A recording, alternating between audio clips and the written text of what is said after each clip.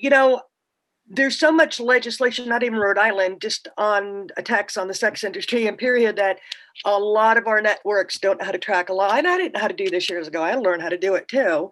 And sometimes at the ACLU or someone doesn't contact me and say, like, I didn't know about Senate Bill H270 with the hotels. Oh, Okay. yeah. And it was an interesting little. You did call in on that bill, didn't you? Well, no, I sent in a letter, and Right, you letter, got my letters, and I, I said when I emailed it in and CC'd the clerk that, I would love to testify, but nobody contacted me or called me. And I didn't even find out about it to the day before because the ACLU emailed me Sunday evening to tell me about it. And wow, it's Monday. And, I worked quick to figure it out. But interesting, I can tell that they, at least two of the reps, read my testimony because they asked, how do you know if this is sex trafficking or sex work? And what did happen? They said, oh, you're right. It often looks the same, but prostitution's illegal, so it makes it okay. And the cops can figure it out, even if they're wrong about who's a victim. And think about this. Could you imagine, you've got kids in college, right? Young adult children, daughters. Could you imagine if you came to Rhode Island, to visit universities and you were staying at a hotel and the police showed up at your door and accused you of being a trafficker? Would you not be suing the hotel? Mm-hmm. Well, it's a weird thing, right? Because they better, here's the thing.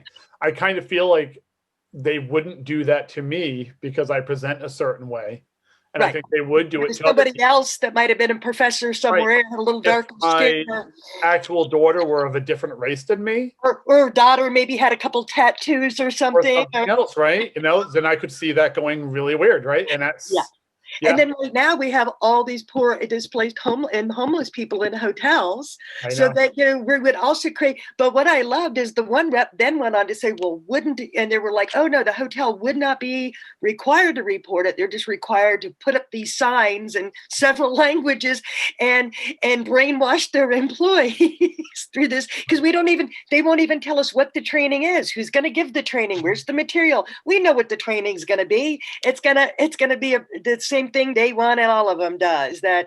They want the maids to look for electronic devices and condoms, and if you use the do not, and things we all do. It's not about, I'm sure hotels all the time have domestic violence. They hear someone smacking someone around, or they make a call, right?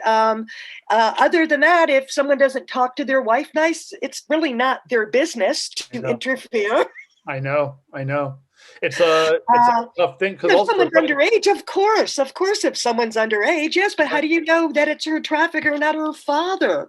Right. I know, and there's other things too, because we're putting people who are not necessarily experts to be judging the behavior of other people, and they benefit because they're accessing hundreds of millions of dollars in federal funding to run these programs. You know what I call it? It is the best federally funded misinformation campaign paid by your tax dollars. And think about how similar this is to QAnon and Pizzagate. Yeah, I know. And I'll give you an example. Remember when the lady said, oh, we've, our networks, the trafficking task force, all of us, there's been 300 victims right here in Rhode Island since 2015. Well, why is it the FBI's only confirmed 15 of them? Yeah.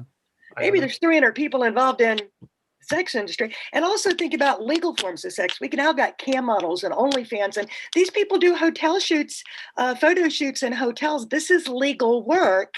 And again, Congress is getting ready to come after 230, and Google's, oh no, we're not any adult content, and it's always about save the children. And we know in reality our DCYF systems are broken. Nobody cares about poor people. Nobody, right? It's these people have no reality. But with the trafficking stuff, they get to profit off of, and think about this too, at the level that we've created Homeland Security as teaming up with law enforcement across the country, with the FBI and the DEA, and they're all hunting sex workers. Right. But then if they do find someone that needs help, all they got to offer you is a bed at Crossroads. They want to displace you from or they deport where you live. Or they'll deport you if they... Right, exactly. And that's what happened when there was a Pawtucket spa raid in 2018 from ICE. It was the first time ICE actually came to Rhode Island. Right. And I was really disappointed that a lot of our networks didn't want to have a community response and really didn't give a shit. And we saw the Robert Kraft case in Florida. Right. And that narrative started that this was an international sex trafficking ring from China and sex slaves. One of the women was deported. The other two women were put in cages, locked up. They weren't even allowed to use their own money to bond out. And they all had massage license that, they went to school for 1,800 hours and took the state board to get a massage license that now will get revoked. And they were ordered to pay $31,000 in fines. Right. So this is what rescue really, and it's not like there was 20 girls in there and one mean lady. One of the lady that owned it was a sex worker too, because that's how most, whether brothels are in spas or in apartments or people are alone doing it.